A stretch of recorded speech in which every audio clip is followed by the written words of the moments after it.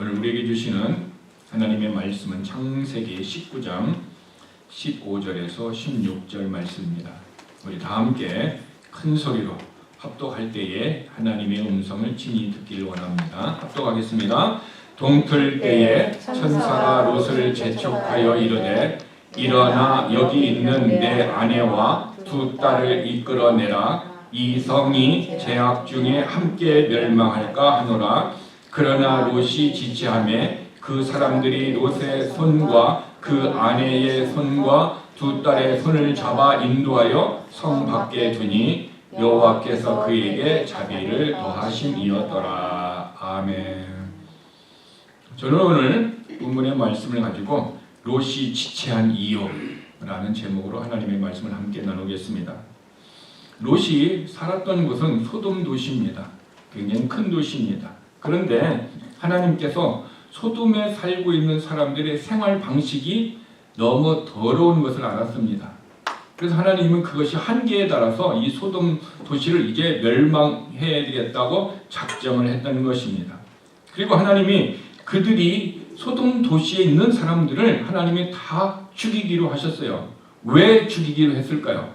어떻게 보면은 지금 인권을 얘기하고 인권을 강조했던 사람들의 편에서 보면은 하나님은 너무하시지 않느냐라고 우리가 생각할 수 있습니다. 그럼에도 불구하고 하나님은 그들을 뭡니까? 완벽하게 멸망을 시켜버렸습니다. 그 이유가 무엇입니까? 바로 베드로후서 2장 6절에 보면은 하나님이 소돔성을 멸망시킨 이유에 대해서 얘기하고 있는데, 소돔과 고모라 성을 멸망하기로 정하여 제가 되게 하사 후세에 경건하지 아니할 자들에게 본을 삼으셨으며, 그렇게 많은 사람을 죽이면서까지 하나님은 죄를 싫어하셨고 멸망하게 한 이유가 후세에 시간이 지난 후에 경건하게 살지 않는 사람들, 불경건하게 사는 사람들에게 인샘플, 이그젠플로 삼기 위하여서 그들의 죄로 멸망했다 얘기하고 있습니다.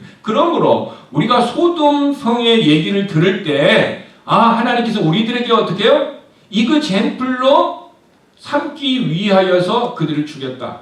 즉 너희도 이 더러운 생활 방식으로 계속 살게 되면은, 그리고 예수께로 돌아오지 아니하고 신실한 삶을 살지 아니하면 너희들도 망한다라고 얘기하는 것입니다. 그래서 결국 예수 그리스도를 믿지 않고 살아가는 사람들의 그들은 멸망하는데, 그들의 멸망의 끝이 어디입니까? 지옥으로 가게 한다라는 것입니다. 그래서 우리들에게 성경은 좋은 모습의 이그젠플도 있지만 좋지 않은 모습의 이그젠플로 삼고 행한 이유는 우리들에게 본이 되기 위해서라고 성경은 얘기하고 있습니다. 근데 문제는 이제 소돔성을 멸망하기로 하나님이 정하시고 제가 되게 하셨는데, 그곳에서 롯과 그의 아내와 두 딸을 데리고 천사가 나오려고 합니다. 근데 롯은 지금 소돔성에서 계속 뭐 하고 있어요? 지체하고 있어요. 성 밖으로 지금 나가지 못하고 계속 그 안에서 지체하고 있는 거예요. 왜 롯은 조금 있으면 하늘에서 유황불이 내려 그 도시를 멸망하고 있는 것을 천사를 통해서 들었고, 그리고 하나님의 말씀을 마음에 믿었음에도 불구하고 왜 소돔 도시에서 나오지 못하고 계속 머뭇거리고 있습니까? 왜 그는 거기에서 지체하고 있습니까? 오늘 저와 여러분의 삶에서 우리는 지체할 때가 있습니다. 어디에서 지체합니까? 내가 지금 죄를 짓고 있어요. 근데 이 죄에서 내가 나와야 된다고 하는 것을 알고 있으면서도, 그것이 하나님의 뜻이라고 믿고 있으면서도 우리는 죄 가운데 여전히 머물러 있는 내 모습을 발견할 때가 있다는 거죠. 때로 하나님은 우리로 하여금 하나님의 말씀을 들려주시고 그 말씀대로 순종하게끔 우리에게 요구하고 있습니다. 그래서 우리는 그 말씀을 믿고 있고 그 말씀대로 살면은 내게 하나님의 축복이 있다는 걸 알고 있음에도 불구하고 하나님의 말씀에 순종하는 그 일에 계속해서 지체하고 있다는 거죠. 순종하지 못하고 죄의 자리에서 나오지 못하고, 심지어 롯은 자기 생명이 끝나는 이 위기 상황 앞에서도 어떻게 합니까? 나오지 못하고 망설이며 지체하고 있는 모습입니다. 왜 롯은 그렇게 지체하고 있을까요? 그 이유가 무엇일까요? 우리는 롯의 모습을 통해서 이 시대에 우리가 신실하게 살고 땅에서 살지만 하늘의 음성, 하나님의 뜻대로 살기를 원하는 우리들에게 우리는 지체해서는 안 된다라는 이 말씀을 우리의 마음에 새기기를 주님은 원하신다라는 것입니다. 그렇죠? 오늘 우리의 말씀을 통해서 우리의 마음속에 새겨져야 할 말씀이 있다면 우리가 죄의 자리에서 나오는 그 일이나 하나님의 음성을 듣고 순종하는 그 일에 우리는 지체해서는 안 된다라는 귀한 말씀이 우리의 마음에 새겨지고 그렇게 살기를 원하기를 롯의 경고의 모습을 통해서 우리에게 들려주시는 것이라는 것입니다. 자, 그러면은 지체하지 말아야 된다. 아니면 다른 하나님의 말씀들을 우리의 마음에 새기기를 원하고 그 말씀대로 살려면은 우리가 어떻게 해야 됩니까? 한마디로 하면 하나님께서 우리의 마음속에 어떻게 해요? 말씀을 새겨줘야 그것이 말씀대로 살아갈 수 있다는 것입니다. 그래서 히브리서 8장 10절에 내 법을 그들의 생각에 두고 하나님은 하나님의 자녀들에게 하나님의 법, 하나님의 말씀을 크리스찬인 우리들의 생각 속에 넣어준다는 거예요. 뿐만 아니라 생각, 지식을 통해서 넣어줄 뿐만 아니라 우리에게 뭡니까? 그들의 마음에 이것을 기록하리라. 우리의 마음 속에 그 하나님의 말씀을 기록하신다라는 거예요. 그러면은 하나님이 기록하시려면 우리에게 어떻게 돼서 하나님의 말씀을 들려줘야 되는 거죠. 그럼 우리가 하나님의 말씀을 들으면은 하나님의 말씀이 우리의 생각 속에 푹 들어오게 되고 우리의 마음, 하트의 기록이 되어진다라는 거죠. 그래서 잠언 7장 3절에 보면은 하나님의 법을 말씀을 손가락에 묶고 마음판에 기록하라라고 하나님은 이스라엘 백성들에게 말씀하고 있는 것입니다. 그러므로 저와 여러분이 하나님의 말씀을 들을 때는 하나님의 생각, 하나님의 지식, 하나님의 진리의 말씀을 들을 때에 우리의 생각 속에 넣어주고 우리의 마음판에 기록하기 때문에 하나님의 말씀을 듣는 부분에 대해서 우리가 어떻게 합니까? 최선을 다하고 우리가 열정을 다해서 하나님의 말씀을 들으려고 해야 되는 것입니다. 그러면은 하나님의 말씀이 내 안에 기록되어졌다, 너 생각 속에 넣어졌다라는 것을 우리가 어떻게 알 수 있을까요? 그것은요, 성령님께서 하나님의 말씀을 들어서 우리의 생각 속에 넣어주고 우리의 마음에 기록하게 해주면은 혹 우리가 잊어버릴지라도 성령님께서 어떻게 합니까? 그 말씀을 기억나도록 역사해 주시는 거예요. 그리고 그 말씀이 기억날 때 그 말씀이 치유가 되어지고 그 말씀이 위로가 되어지고 그 말씀이 다시 우리를 일어날 수 있는 용기를 주고 그 말씀이 능력이 되어서 우리를 치유하여 주시고 그 말씀이 우리의 삶의 전체를 바꿔주시는 것입니다. 믿습니까? 왜냐하면 하나님의 말씀은 살아있고 운동력이 있어요. 좌우의 어떤 날선 검보다 예리하여 영과 혼과 관절과 고체를 찔러 쪼개기까지 하며 우리를 치유하고 회복하는 능력의 말씀이기 때문인 것입니다. 그러면 하나님의 말씀에 내 안에 기록되어졌다라는 증거가 무엇이냐면 그 말씀을 가지고 우리가 어떻게 합니까? 순종하는 것입니다. 순종할 때 우리의 마음에 기록되어진 것을 우리는 어떻게 합니까? 다른 사람들이 확인할 수 있게 되는 것입니다. 그러니까 하나님은 돌판, 태브릿에 10계명을 써서 모세에게 주어 이스라엘 백성에게 지키려고 했듯이 지금은 하나님께서 우리의 마음에 말씀을 기록해 주시는 것입니다. 그래서 오늘 설교를 통해서 우리들의 마음속에 기록해 주시고 싶은 하나님의 말씀은 믿음으로 순종해야 할 어떠한 상황 가운데 우리는 어떻게 합니까? 지체하지 말라. Do not linger. Do not linger. 지체하지, 머뭇거리지 말고 망설이지 말고 우리가 주의 말씀 앞에 순종해야 된다는 것입니다. 자, 저는 이 롯을 보면서 그가 죽음의 위기잖아요. 지금 소돔성을 나와야 되는데 나오지 못하고 계속 있는데 근데 거기 있으면 죽는다는 걸 알았어요. 그럼에도 불구하고 롯은 어떻게 하고 있어요? 계속 망설이고 있어요. 여러분, 롯의 마음이 이해가 됩니까? 여기 있으면 죽는다라는 거예요. 근데 지금 어떤 집에 불이 났어요. 그러면 거기 있으면 어떻게 해요? 죽잖아요. 빨리 나와야 돼요. 그런데 롯은 계속 어떻게 합니까? 거기서 기다리고 있다는 얘기는 죽기를 기다리는 사람과 똑같은 모습이 아닌가라는 착각을 할 정도로 롯이 지금 기다리고 있다는 거죠. 이 얘기는 무엇을 우리에게 얘기하고 있을까요? 롯이 지금 선택을 해야 되는 거죠. 소돔성을 나와야 되느냐? 아니면 계속 있어야 되는 망설일 때 지금 나오는 쪽으로 선택을 해야 되는데 지금 선택을 하지 못하고 결정을 하지 못하고 있다는 거예요. 이것을 현대학에서는 결정장애라고, 결정장애. 오늘날 현대인 중에 결정장애를 가진 사람들이 있어요. 내 인생을 내가 어떻게 결정해야 될지 몰라요. 내가 지금 짜장면을 먹어야 될지 짬뽕을 먹어야 될지 뭘 결정을 못해요. 누구에게 물어보는 거예요. 결정장애를 가지고 있다는 거죠. 롯은요, 전에는 그렇지 않았습니다. 아브라함과 함께 있을 때요, 롯에게 선택권을 줍니다. 근데 롯이 요단 땅을 바라보고 요단 땅이 어떻게 해요? 풀이 많고 자기의 비즈니스, 양들이 지금 잘 클 것이다 라는 판단을 했고 바로 선택을 했고 어떡합니까? 그는 자기의 비즈니스가 잘 될 것을 때문에 좋은 땅을 선택하고 바로 떠나가 버렸습니다. 과거에는, 그때에는 그렇게 선택을 잘했는데 지금 롯은 어떻게 합니까? 망설이고 있다라는 것. 근데 그 망설이는 가운데서 지금 죽음의 위협 속에 있는 가운데서도 망설이고 있다라는 것입니다. 이것은 롯의 성격의 문제가 아닙니다. 이것은 롯의 마음의 문제라는 것을 알 수 있어요. 왜? 처음에 선택을 할 때는 마음이 비즈니스하게 좋은 것을 알았고 그 마음에 의해서 선택을 했기 때문에. 근데 지금의 마음이 죽느냐 사느냐 위기에서 어떻게 합니까? 선택하지 못하고 갈등하고 방황하고 있다라는 것은 여기서 중요하게 우리가 생각해야 될 것이라면 지금 롯의 마음을 뭐가 붙들고 있기 때문에 그렇다라는 거죠.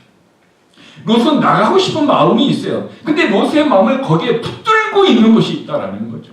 붙들고 있는 것 때문에 롯은 어떻게 합니까? 나오지 못했다라는 거죠. 이 심지어 베드로후서 2장에 보면요, 롯이 소돔 도시에 살면서 소돔 사람들의 더러운 생활 방식 때문에 롯이 어떻게 해요? 그들의 생활을 보고 그들의 소리를 들으면서 마음에 괴로움을 당했다고 그랬어요. 그러니까 롯에게 있어서 소돔은 그가 재판관으로서 좋은 위치에도 있었고 비즈니스를 통해서 많은 돈도 벌고 재물도 있었지만은 그럼에도 불구하고 그의 마음을 괴롭게 하는 하나님의 의인으로서 살기에 부적합한 영적인 환경 속에서 고통을 당하는 롯의 모습을 우리는 알 수 있습니다. 그럼에도 불구하고 그는 그곳을 나오기 망설이고 있다는 것입니다. 지금 롯의 마음을 붙들고 있는 것이 있습니다. 롯의 마음을 붙들고 있는 것이 무엇일까요? 그것은 하나님에게서 나온 것이 아니고 세상에서 나온 것임을 알 수가 있습니다. 하나님에게서 나오는 것은 하나님의 말씀을 천사로부터 들은 말씀은 뭐예요? 여기서 나오라라는 거예요. 이게 하나님으로부터 나온 거예요. 나오라는 거예요. 근데 지금 세상으로부터 온 것은 어떻게 합니까? 지금 롯의 마음을 붙들고 있어서 롯으로 하여금 지금 가지 못하게 하는 거예요. 예배에 가지 못하게 하고 믿음의 길로 가지 못하게 하고 하나님의 축복의 자리에 가지 못하게 하고 헌신의 자리에 가지 못하게 하고 내 인생을 하나님 앞에 드리기를 원하는 마음이 있음에도 불구하고 가지 못하게 하는 그것이 있다라는 것입니다. 그러면은 여기서 우리는 롯의 마음을 붙드는 것이 무엇인가라는 것을 알 필요가 있습니다. 그것은 하나님에게서 나온 것이 아니라 세상에서 나온 것이라는 것입니다. 자, 요한일서 2장 16, 17절을 읽어드리겠습니다. 이는 세상에 있는 모든 것, 지금 세상에 있는 모든 것, 우리가 살고 있는 이 세상이나 롯이 살았던 그 소돔 도시의 세상이나 세상에 있는 모든 것이 육신의 정욕과 안목의 정욕과 인생의 자랑이니, 세 가지를 얘기하고 있습니다. 세상에 있는 모든 것은 육신의 정욕이라는 거죠. 우리 어떤 쾌락과 즐거움과 그것을 할 수 있는 것이 있고 또 뭡니까? 안목의 눈으로 보기에 좋고 눈으로서 모든 것을 할 수 있는 그 모든 것. 또 하나 뭡니까? 인생의 자랑, 세상의 자랑거리가 있단 말이에요. 이것이 세상에 있다라는 거죠. 그런데 이것은 아버지께로 쫓아온 것이 아니다. 어디에서 왔어요? 세상으로부터 온 것이다 라고 얘기합니다. 우리가 때로는 돈 자랑하고 때로는 집 자랑하고 때로는 자식 자랑하고 때로는 그것 어디에서 나왔다? 아버지께서 온 것이 아니다라는 거죠. 어디에서 왔다? 세상에서 나왔다. 또 내가 어디에 가서 좋은 어떤 일들을 하고 내가 여행을 하고 어떤 것들이 내 눈으로 보아서 내가 모든 것을 내가 얻은 것과 같은 그런 것이 있다 할지라도 그것은 아버지께서 온 것이 아니다. 또 하나 내가 육신의 정욕 때문에 내가 하고 싶은 모든 것을 만끽하며 살았다 할지라도 그것은 아버지께서 온 것이 아니다라는 것입니다. 즉 세상에서 나오는 것은 육신의 정욕과 안목의 정욕과 인생의 자랑인데 이것은 아버지께서 나오지 않았는데 이것이 이 세 가지가 지금 누구의 마음을 붙들고 있어요? 롯의 마음을 붙들고 있다는 거예요. 그래서 사람들은 이렇게 얘기합니다. 내가 과거에 한국에 살았을 때는 과거에 내가 한국에 있을 때는 이것도 이렇게 쫙 했다. 그것은 무슨 얘기냐?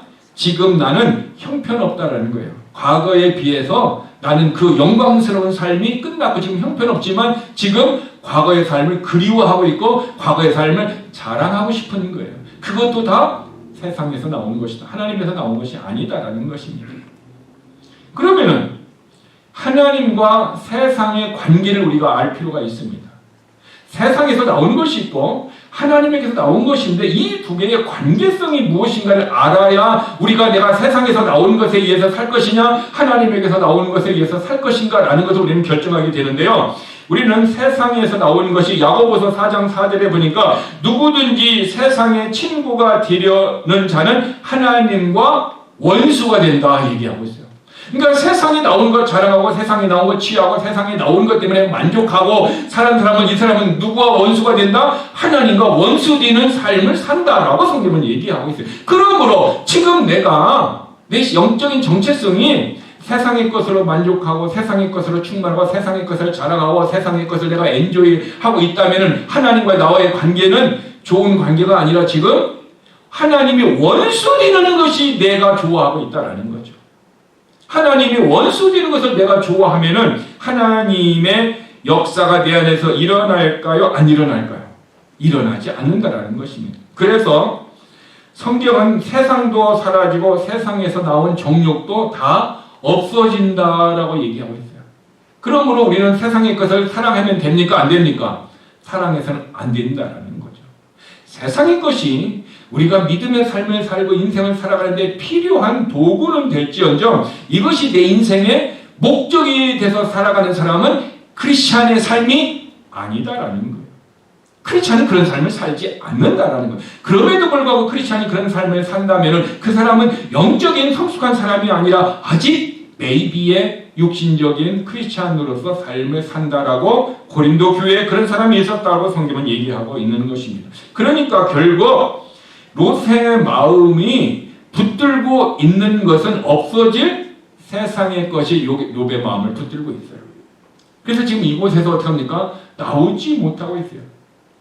쉽게 얘기하면 어떤 사람들이 술에 중독됐다든가 마약에 중독됐다든가 담배에 중독되면 마음은 끊어야 된다라는 것을 알고 있지만 끊어집니까? 안 끊어집니까? 안 끊어진다라고 얘기하는 사람들이 많습니다. 그런데 끊어지게 하는 결정적인 역사가 누구의 역사? 성령의 역사. 하나님의 은혜의 역사가 내 안에 들어오면은 내 안에 결정하지 못하는 결정장애를 하나님께서 어떻게 단번에 해결해 주시는 분이십니다. 왜? 이제는 내가 세상의 것을 사랑했는데 하나님의 것을 사랑하기 때문에 세상과 원수되는 것을 하나님이 아시고 이것을 끊어버리게 해서 하나님을 사랑하게 하고 하나님의 사랑을 입을 수 있도록 하나님이 역사해 주시는 것입니다. 그러므로 교회 안에서 보면은 신앙생활을 열심히 하는 모습을 보이는 사람들이 있는데 그 사람들은 대개 어떻게 합니까? 나는 왜 하나님의 사랑을 받지 못하지? 이렇게 얘기하는 사람들이 있어요. 근데 어떤 사람은 교회에서 열심히 하지 않는 것 같은데 늘 간증이 하나님의 사랑과 하나님의 은혜가 있음을 늘 간증하는 사람들이 같이 있는 것을 보게 됩니다. 그러면은 왜 동일하게 우리가 신앙생활을 교회 안에서 하고 밖에서 하는데 왜 어떤 사람은 하나님의 사랑을 받았다라고 간증하며 어떤 사람은 나는 왜 하나님의 사랑을 받지 못한다라고 말하는 이유가 어디에 있을까요? 한마디로 얘기하면은 아버지의 사랑이 어떻게 합니까? 내 안에 없기 때문에. 내 안에 무슨 사랑만 있어요? 세상을 사랑하는 것만 있으면은 세상의 것에 가지만 아버지의 사랑이 없기 때문에 아버지의 사랑을 내가 받을 수 있어요? 없어요? 없게 되는 거예요. 여러분, 결국 내 안에 하나님의 사랑이 없으면은 하나님의 사랑을 내가 받지 못하는 거죠. 요한일서 2장 15절에 세상을 사랑하지 말라. 또한 세상에 있는 것들도 사랑하지 말라. 어떤 사람이 세상을 사랑하면 아버지의 사랑이 그 사람 안에 있지 않은 것이다. 지금 아버지의 사랑이 내 안에 없고 나는 내 안에 세상의 사랑만 충만하다면 아버지의 사랑이 내 안에 없기 때문에 내가 아버지의 사랑을 받을 수 있어요? 없어요? 없다라는 거죠. 결국은 내가 열심히로 내가 교회에서 봉사를 한다 할지라도 정말 하나님의 사랑을 내가 받지 못하는 근본적인 것은 내가 밖에서 봉사하는 행위의 모습이 아니라 내 안의 모습이 하나님의 사랑이 있어야 할 곳에, 하나님의 은혜가 있어야 할 곳에 뭡니까? 세상의 것이 내 마음을 차지하기 때문에 하나님이 우리 안에 사랑을 할 수 없다라고 얘기하고 있습니다. 뿐만 아니라 요한복음 14장 21절에 보면은 나의 계명을 지키는 자라야 그는 나를 사랑하는 자다. 즉 세상을 사랑하기 때문에 이 사람은 하나님을 사랑할 계명을 지킬 수 있어요? 없어요? 계명을 못 지키는 거죠. 왜? 세상의 것만을 쫓기 때문에, 하나님의 원수 되는 것만 쫓기 때문에. 근데 하나님의 계명을 지키는 자, 말씀대로 순종하는 자가 하나님을 사랑하는 자라고 얘기합니다. 즉 나를 사랑하는 자는 내 아버지께 사랑을 받을 것이다. 이 얘기는 내 안에 하나님의 사랑, 예수 그리스도의 사랑이 있으면은, 즉 예수 그리스도의 사랑이 있기 때문에 내가 사랑하기 있기 때문에 사랑을 하게 된다라는 거죠. 그렇기 때문에 어떻게 합니까? 나도 그를 사랑하여 그에게 나를 나타내고 아버지께 사랑을 받을 것이다 얘기하고 있어요. 결국 내가 하나님의 사랑과 예수 그리스도의 사랑을 받지 못하는 것은 내 마음의 문제고 내 영의 문제인데, 지금 하나님의 사랑이 있으면은 이 사랑으로 말미암아 말씀을 순종하게 되고 이 사랑으로 말미암아 하나님의 사랑을 받도록 예수님이 역사하시려 주시는데, 지금 내 안에 하나님의 사랑이 없고 세상 사랑하는 것만 꽉 차 있으니까 세상에서는 내가 잘 나가는 것 같지만은 교회 안에서 보면 영적으로 곤고하고 외롭고 쓸쓸하는 모습을 다른 사람이 보기에는 화려한 신앙인인 것 같지만, 그러나 그 사람의 내적인 삶은 곤고하고 아주 작은 일에도 시험에 넘어져 버리고 아주 부족한 것에서도 어떻게 하면 너무 좌절하고 낙심하는 모습 가운데 있을 수밖에 없다는 것입니다. 그러면 저는 여러분에게 하나 질문하고 싶습니다. 여러분의 마음 안에 지금 하나님의 사랑이 있고 그 사랑을 받고 계신다라고 믿으십니까? 만약에 내가 지금 하나님의 사랑을 받지 못하고 나는 이렇게 외롭지, 나는 이렇게 쓸쓸하지, 나는 내 인생의 노년의 삶이 지금 뭔가가 좀 불안하지, 이런 사람을 느낀다면 그의 영혼에 하나님의 말씀을 통해 말씀의 부유함, 하나님으로 부유함, 하나님의 사랑의 부유함이 부족하기 때문에 그렇습니다. 그러나 하나님의 사랑이 풍성하게 되면 내가 없지만은 없는 가운데 풍성하게 되고, 내가 가지지 않았음에도 불구하고 나는 가진 것과 같은 그런 하나님이 회복과 은혜로 충만하게 되는 것입니다. 그러므로 내 안에 하나님의 사랑이 없다면 하나님의 사랑을 회복하는 자 되기를 바랍니다. 하나님은 에베소 교회에 너희가 첫사랑을 잃어버렸다, 첫사랑을 회복하라 라고 얘기하고 있습니다. 저는 사람들이 이렇게 하면, 내가 과거에는 한국에 있을 때는, 내가 젊었을 때는 이렇게 헌신하고 이런 모습 가운데 있었다라고 간증하는 분들이 있습니다. 그러면은 지금은 무엇입니까? 과거에 헌신했던 그 간증을 내가 부러워하지 말고 지금 내가 하나님 앞에 나아가 하나님의 은혜를 받고 하나님의 은혜가 풍성한 내 모습을 하나님 앞에 드릴 수 있는 믿음의 역사가 오늘 저와 여러분의 삶에 있기를 주님의 이름으로 축복합니다. 지금 있어야 돼요. 지금 그것을 내가 누리고 있어야 되는 거죠. 우리는 이 롯이 죽음의 위기에서 지체하는 모습을 통해서 우리에게 중요한 영적인 것을 가르쳐주고 있습니다. 그것은 무엇이냐면 육신의 생명도 중요하지만 중요한 것은 내 영혼의 생명도 중요하다라는 교훈을 주고 있다라는 것입니다. 예수를 믿지 않는 사람들 중에는 영혼에 관심이 없는 사람들이 있어요. 그러니까 이 세상에서 죽음은 끝이다라고 생각하는 거죠. 그러니까 이 땅에 어떻게 해요? 죽음은 끝이기 때문에 잘 먹고 잘 살고 마음껏 살자 이렇게 얘기하는 사람인 거죠. 그것은 그분의 인생의 철학이지만 성경은 우리에게 그렇게 가르쳐주고 있지 않다라는 거죠. 우리의 인생은 죽음은 끝이 아니라 새로운 시작이 있다라는 것이요. 새로운 시작이 있는데 그 새로운 시작이 그의 혼이 지옥에 가서 영원히 고통 속에 살든지 또 믿는 자는 그의 영혼이 하나님의 품에서 영원히 살든지 우리는 이 땅에 사는 동안에 결정해야 한다라는 영적인 진리의 지식을 우리는 가지고 있고 믿고 있고 지금 우리는 그런 소망 가운데 살고 있는 것입니다. 그런데 마가복음에 나오는 한 부자가 한 사람이 예수님께 나와서 이렇게 얘기합니다. 나는 살인하지도 않았고 거짓 증거하지도 않았고 다른 사람을 속여 빼앗지도 않고 부모를 공경했고 가늠하지도 않았습니다. 근데 내가 어떻게 하여야 영생을 얻을 수 있습니까? 라고 주님에게 질문합니다. 영생, 이터널 라이프, 영원한 생명을 내가 어떻게 하면 얻을 수 있습니까? 라고 질문을 합니다. 그때 예수님께서 마가복음 10장 21절에 그에게 이렇게 답을 주십니다. 예수께서 그를 보시고 사랑하사 이르시되 내게 아직도 한 가지 부족한 적이 있다. 그 부족한 것이 뭐냐? 가서 내게 있는 것을 팔아 가난한 자에게 주라. 그리하면 하늘에서 보화가 내게 있으리니 그리고 와서 나를 따르라. 얘기합니다. 주님이 내가 이것도 지켰고 이것도 지켰고 이것도 지켰고 이것도 지켰다 그랬더니 주님은 그 사람에게 네가 가지고 있는 모든 전 재산을 팔아서 가난한 자에게 주고 그리고 와서 나를 따르라. 그리하면 너의 상급이 하늘에 있겠다 얘기를 했습니다. 여러분, 이 사람이 예수님의 말씀을 듣고 어떻게 행동을 했을 것 같습니까? 지금 예수님이 우리에게 오셔서 우리들로 말미암아 내가 가지고 있는 모든 것을 다 팔아서 가난한 자에게 나눠주고 그리고 와서 너가 예수님 믿고 나의 제자가 되라 라고 한다면은 여러분은 어떻게 하시고 싶습니까? 마가복음 10장 22절에 이 사람의 마음의 고백이 때로는 어쩌면은 우리들 가운데 어떤 사람의 고백이 될 수도 있습니다.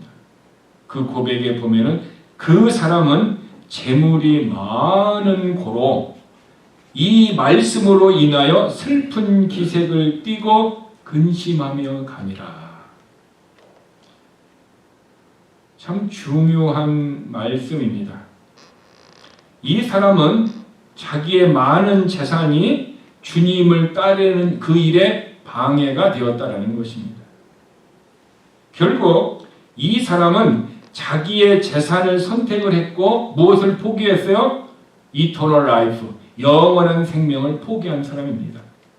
돈과 영원한 생명을 선택해야 할 기로에 있을 때 이 사람은 영원한 생명을 포기한 대신 지옥을 그는 가지게 되었고 그리고 그는 이 땅에 살아가는 동안에 재물로 말미암아 육신의 쾌락과 안목의 정욕과 모든 것을 누릴 수 있었으나 그의 두 번째 생애인 그는 영원한 지옥에서 살 수밖에 없는 선택을 했다라고 성경은 기록해주고 있습니다. 오늘 그러면 우리는 어떻게 선택해야 됩니까?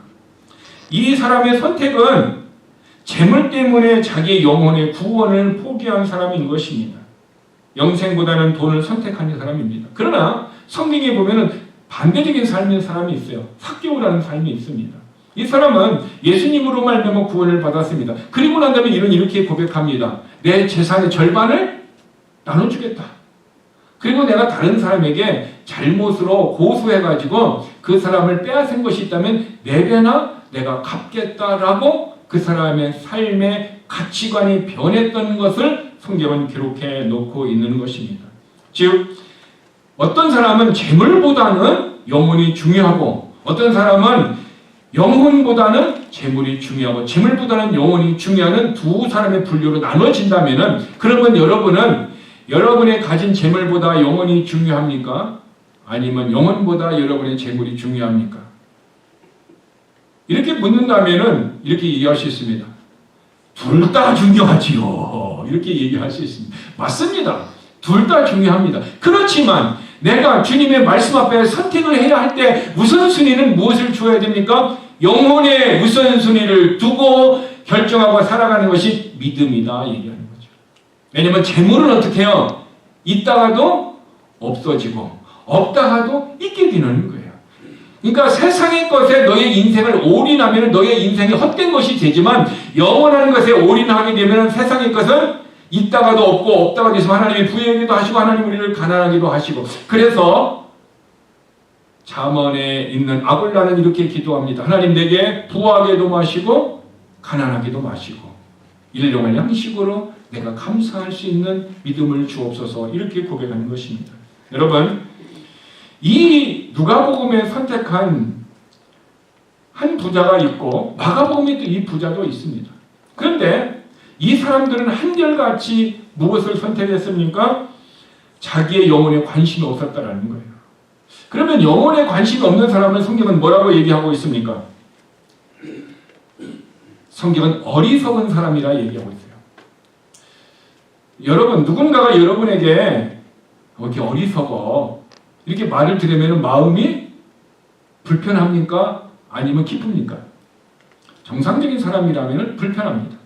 근데 주님은 누가복음 12장 19절에서 20절에 보면은 내가 내 영혼에게 이르되 영혼아 여러 해 쓸 물건을 많이 쌓아 두었으니 평안히 쉬고 먹고 마시고 즐거워하자 하리라 하되 하나님은 이르시되 어리석은 자여 이제는 자기가 돈을 많이 벌었기 때문에 내 노년은 먹고 마시고 즐기고 내 인생을 살겠다. 이런 사람을 주님은 뭐라고 얘기하고 있어요? 어리석은 자라고 얘기하고 있어요. 제가 예전에 미국에 초창기에 왔을 때 어느 장로님이 이런 고백을 했습니다. 목사님, 나는 리타이어를 하게 되면은 이제 그동안 모았던 것 가지고 미국 전주를 돌아다니면서 좋은 차를 하나 사가지고 내가 계속해서 여행을 할 계획이 있습니다. 라고 했습니다. 여러분 그 말을 들으면 어떤 생각이 듭니까? 부럽습니까? 저는 그 말을 들었을 때 제 마음속에 이런 마음이 생겼습니다. 주님의 마음이 온 것 같아요. 그렇게 인생을 허비하지 말고 그 남은 인생을 주님을 위해서 값지게 쓰면은 주님이 천국에서 얼마나 더 기뻐하실까? 그런 마음이 내가 들은 것이 아니라 그런 마음이 저에게 왔어요. 왜 왔을까요? 결국 너도 그런 인생의 시간이 왔을 때 그렇게 허비하지 말고 살아야 된다라는 말씀을 미리 저에게 주셨다라고 저는 생각이 되어졌습니다. 여러분 그래서 어리석은 자요 하면서 주님이 누가복음에 이 부자에게 하는 말이 오늘 밤에 내 영혼을 도로 찾으리니 그러면 내 준비한 것이 누구의 것이 되겠느냐라고 묻고 있어요. 영혼의 주인인 주님께서 오늘 밤에 내 영혼을 지금 하나님이 픽업한다는 거예요. 천사를 통해서 데려가면 네가 가진 재산이 그동안 모았던 모든 것, 잘 먹고 잘 살고 있던 누구 것이 되겠느냐라고 그 부자에게 질문하고 있습니다. 여러분에게 질문하면 누구 것이 될 것 같습니까? 이미 여러분들은 내가 죽고 나면은 이 재산이 누구에게 줄 것이라고 유언장을 다 써놔서 또 변호사에 다 공증을 받아놓은 분도 있을 것입니다. 그런데 주님은 자기의 몸을 위해서 사용하고 주님을 위해서 관심이 없고 세상의 것으로 부유한 자가 되기를 원하지만 하나님으로 부유하지 못한 이 사람을 향해서 주님은 어리석은 자라고 얘기하고 있는 것입니다. 어쩌면은 롯이 소돔성을 떠나지 못하는 이유는 바로 이런 슬픈 근심이 있었다라는 것은 지금 세상의 것에 대해 자기 마음이 있었고 세상의 것이 그를 붙들었기 때문에 그는 어떻게 합니까? 계속해서 지체하고 있는 모습을 우리는 발견할 수 있습니다. 여러분, 우리의 생명보다도 더 중요한 것이 있습니까? 없습니까? 여러분의 생명보다도 더 중요한 것이 있어요? 없어요? 없습니다. 성경은 우리에게 이렇게 얘기합니다. 온 천하를 얻고도 자기 목숨을 잃으면 무엇이 유익하냐? 이렇게 질문해요. 그러니까 온 천하의 돈을 네가 갖는다 할지라도 내 생명이 끝나면은 그것이 너에게 무슨 유익이 있느냐라고 우리에게 가르쳐주고 있습니다.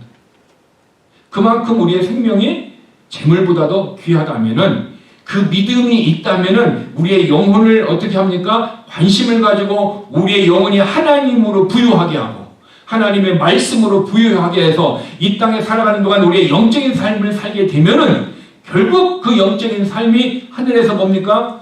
보상이 있고 하늘에 은혜가 있고 하나님의 이득을 우리에게 주신다라고 성경은 얘기하고 있습니다. 저는 여기에서 롯이 떠나지 못한 것을 보면서 롯이 세상의 것에 마음을 붙들어서 못 가는 원인도 하나 있지만 또 다른 원인이 하나 있다고 생각이 되어집니다. 그것은 롯이 세상의 것을 붙들고 있는 상황이지만 더 하나 세상이 롯의 마음을 붙들고 있다는 거예요. 내가 그것을 붙들고 이전에 세상이 그 사람의 마음을 지금 붙들고 있어요. 여러분은 지금 세상의 것에 마음이 붙들려 있습니까? 내가 붙들려 있다 하지 않을지라도 세상이 내 마음을 붙들어서 나로 하여금 하나님의 일을 하지 못하게, 나로 하여금 믿음의 삶을 살지 못하게 하고, 나로 하여금 신실한 삶을 살지 못하게 하는 세상의 법이 여러분을 붙들고 있는 것이 있습니까? 없습니까? 우리의 마음을 붙들고 있는 것이 있어요. 그것을 성경은 뭐라고 얘기하고 있습니까? 죄의 법이라 얘기하고 있어요. 죄의 법이 우리의 마음을 붙들고 있다는 거죠. 다르게 얘기하면은 이 중력이 만유, 이 법칙이, 이 법이 자꾸 놓으면 어때요? 땅으로 떨어지게 하는 이 법이 있듯이 세상에는 죄의 법이 있어. 죄의 법이 지금 내 마음을 어떻게 해요? 계속 붙들고 있고 계속 잡아당긴다라는 것입니다. 그 잡아당기는 이 죄의 법을 내가 어떻게 해요? 이기지 못하기 때문에 지금 롯은 어떻게 해요? 그 법에 매여 있어요.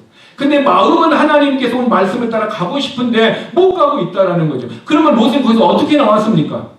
어떻게 나왔어요? 자기 의지로 나왔습니까? 아닙니다. 누구 의지로 나왔어요? 천사의 의지로 나왔어요.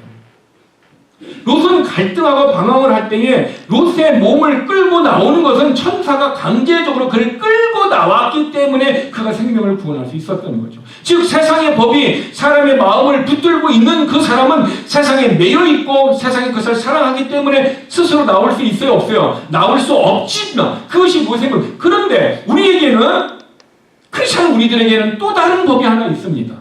세상의 법이, 죄의 법이, 죄와 사망의 법이 우리의 마음을 붙들고 있고 우리가 세상 가운데 있게 하고 세상 가운데서 우리를 사랑하게 한다 할지라도 이 죄의 법에서, 이 사망의 법에서 우리를 해방시킨 것은 오직 예수 그리스도로 말미암아 생명의 성령의 법이 우리를 해방하였음을 믿으시길 바랍니다. 이제는 죄의 법이 우리의 마음을 붙들고 있다 할지라도 이제는 거기에 죄의 법에 매이지 아니하고 오직 성령의 법에 의해서 내가 매이지 않고 나올 수 있는 그 힘이 롯은 천사의 힘으로 나왔지만 우리는 누구의 힘? 예수 그리스도로 말미암아 성령의 법으로 말미암아 우리는 나올 수 있도록 하나님 우리에게 새로운 법을 주셨다라는 것입니다. 그래서 어떤 사람이 술을 마시기를 좋아하는 사람이 있어요. 근데 그 사람은 술을 마시는데 강한 노력으로 한두 번은 먹지 않으려고 해갖고 먹지 않을 수도 있습니다. 그런데 술을 먹고 싶은 내 안에서 욕망과 술을 탐하는 요구를 내 스스로 없앨 수 있어요? 없어요? 없다라는 것. 이것이 죄의 법이에요. 죄의 법은 계속해서 우리의 마음을 잡아당겨서 계속해서 타락 속에서 계속해서 사랑을 사랑하게끔 우리에게 욕구로 계속 다가오고 있어요. 그러나 아무리 중력의 법이 있다 할지라도 내 손이 이것을 잡고 있으면 땅에서 떨어집니까? 땅으로 떨어집니까? 안 떨어집니까? 안 떨어지는 거죠. 즉, 내 의지가 이제는 법의 영향을 받아야 안 받아요? 법의 요구는 있지만 법의 영향을 받지는 않는다라는 거죠. 그러면은 나를 이렇게 법의 요구, 중력의 요구를 받지 않고 죄의 법의 요구를 넘어서 살 수 있는 것은 오직 예수 그리스도로 말미암아 성령의 법이 우리를 해방합니다. 그래서 로마서 8장 1절 2절에 보면 예수 그리스도로 말미암아 죄와 사망의 법에 있는 우리들의 생명의 성령의 법으로 말미암아 해방하였느니라. 과거형으로 얘기하고 있어요. 그러므로 이제 우리들은 죄의 욕구들이 어떤 것이 우리에게 법으로 다가온다 할지라도 우리는 거기에서 예수 그리스도로 말미암아 새로운 성령의 법으로 이길 수 있는 능력이 있다 없다? 있다. 있기 때문에 우리가 성령에 충만하기만 하면은 성령의 도움을 받기만 하면은 우리는 죄의 법에 매이지 않는다라는 것입니다. 그러므로 우리는 어떻게 해야 될까요? 오직 성령의 법으로 말미암아 내 안에 역사하신 예수 그리스도의 능력을 성령의 충만함을 우리가 구해야 되는 것입니다. 그래서 로마서 7장 19절 20절에 보면 내가 원하는 바 선은 행하지 아니하고 도리어 원하지 않는 바 악을 행하는도다. 원하지 않는 것을 행하게 하는 것은 죄의 법이 나를 잡아당기는 것입니다. 그러나 원하지 않는 바 내가 계속 죄 속에 있지만 그러나 주의 성령으로 말미암아 나를 건져내는데, 근데 내 마음을 계속해서 죄를 짓게 하는 것은, 원하지 아니하는 것을 하면 이것을 행하는 것은 내가 아니요 내 속에 거하는 죄니라. 죄가 죄의 법으로 말미암아 우리를 계속해서 사로잡아 오지만, 그러나 우리는 그것에 매이지 않고 다른 법, 성령의 법에 의해서 승리할 수 있도록 도와주시는 것입니다.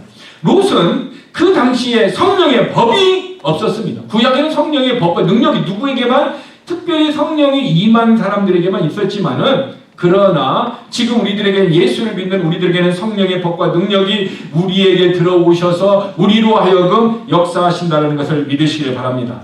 그러므로 저와 여러분이 이 죄의 법에서 스스로 나오려고 하는 롯과 같은 경우는 스스로 나올 수 있습니까? 없습니까? 없다라는 것을 알아야 됩니다. 그러므로 예수를 믿는 사람과 예수를 믿지 않는 사람이 어떤 죄 가운데 있다 할지라도 거기서 나올 수 있는 사람은, 누가 나올 수 있는 가능성이 있어요? 예수를 믿는 사람은 털고 나올 수 있습니다. 왜? 이제는 그 법의 요구를 내가 어떻게 해요? 성령의 법이 우리를 건졌기 때문에 그 죄의 법의 요구를 우리는 받지 않고 이제는 죄를 미워하게 되고, 이제는 그 법을, 죄의 법을 사랑하지 않게 되는 것입니다. 여러분, 그래서 저와 여러분의 삶이 롯이 망설이고 지체했던 것은 성령의 법이 그를 아직은 해방하지 않은 상태의 불신자의 어떤 모습과 같은 상황 속에 있지만, 우리들은 어떻게 합니까? 성령의 법이 죄의 법에서 해방하였습니다. 오직 예수 그리스도로 말미암아 우리는 죄를 이길 수 있습니다. 오직 예수 그리스도로 말미암아 우리는 어떻게 합니까? 지체하지 않을 수 있습니다. 그럼에도 불구하고 여전히, 크리스찬임에도 불구하고, 성령의 법이 능력이 있음에도 불구하고 여전히 죄 가운데 지체하고, 여전히 하나님의 말씀 가운데 나오는 것을 지체하고, 여전히 헌신을 지체하는 그 이유는 그의 영이 아직도 세상의 것에 매여 있다든가, 아니면 세상의 법을 이기는 능력이 있음에도 불구하고 성령의 충만함과 성령의 능력을 스스로 거부하기 때문인 것입니다. 오늘 우리들에게 죄와 사망의 법을 이기는 예수 그리스도로 말미암아 승리를 주신 하나님께 감사하고, 여러분이 죄의 자리에 있을 때 지체하지 말고 나올 수 있는 능력을 주신 성령의 법을 통해서 우리는 승리하는 자가 되어야 할 뿐만 아니라, 하나님의 말씀을 듣고 우리가 순종할까 말까 망설일 때에 지체하지 말고 오직 성령의 충만함과 능력으로 말미암아 순종함으로 하나님의 말씀이 내 마음에 기록되어진 것을 우리의 행위로 열매를 통해서 나타날 수 있는 저와 여러분, 우리 교회가 되기를 주님의 이름으로 축복합니다. 기도하겠습니다. 하나님, 롯은 스스로 소돔의 도시에서 죄의 법 때문에 나올 수 없었습니다. 그것은 롯이 지체한 육신으로 인하여 세상의 정욕들이 롯의 마음을 붙들었기 때문입니다. 엄밀히 말하면 죄와 사망의 법이 롯의 마음을 붙들고 있었습니다. 하나님, 그러나 우리들에게는 예수 그리스도로 말미암아 생명의 성령의 법에 의하여 죄의 법에 매이지 않도록 우리에게 믿음을 주셨습니다. 롯이 지체한 이유는 생명의 성령의 법으로 죄와 사망의 법을 이기지 못한 결과입니다. 과거에 우리의 삶이 그런 모습이 있었던, 믿음의 연약한 모습이 있었다면 우리가 이 시간 기도할 때 이제는 내가 지체하지 않고 말씀을 듣고 순종하고 죄의 모습에서 일어나서 다시 하나님의 은혜로 살 수 있도록 성령의 능력으로, 예수 그리스도의 능력을 주시도록 우리를 도와달라고, 우리를 회복시켜달라고, 다시 우리가 하나님으로 부욕해 해달라고, 다시 하나님의 사랑이 우리를 충만케 해달라고 다 함께 합심으로 기도하시겠습니다. 아버지 하나님 감사합니다. 이제 그리스도 예수 안에 있는 자에게는 결코 정죄함이 없다라고, 이제는 예수 그리스도 안에 방법이 있다라고, 그리스도 안에는 어떠한 방해가 없다라고 우리에게 말씀을 통하여 믿음을 주심을 감사합니다.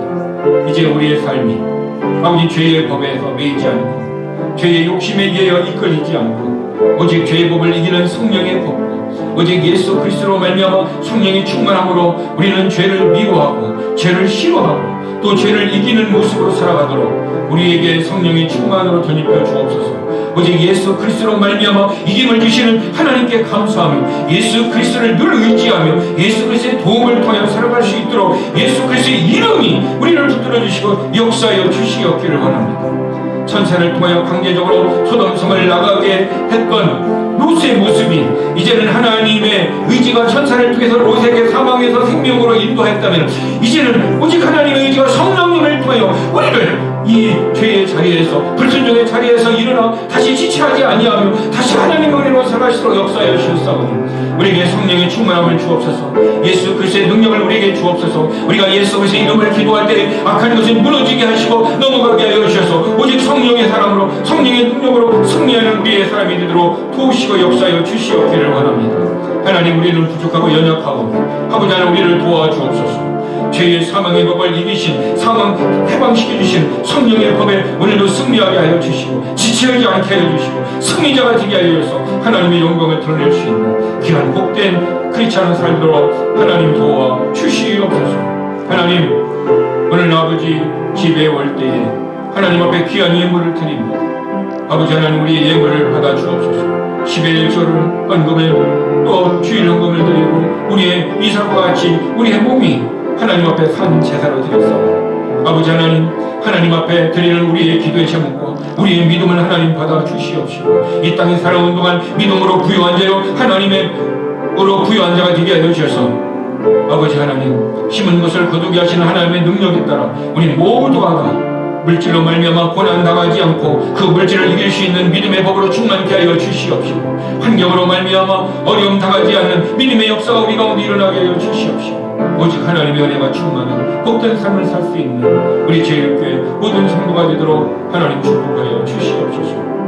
이제는 예수 그리스도의 믿음으로 말미암아 성령을 능력을 통하여 지체하지 않고 살아갈 수 있도록 하나님 은혜 주시고 역사하여 주시고 충만케 하여 주시옵소서. 예수님의 이름으로 기도드렸습니다.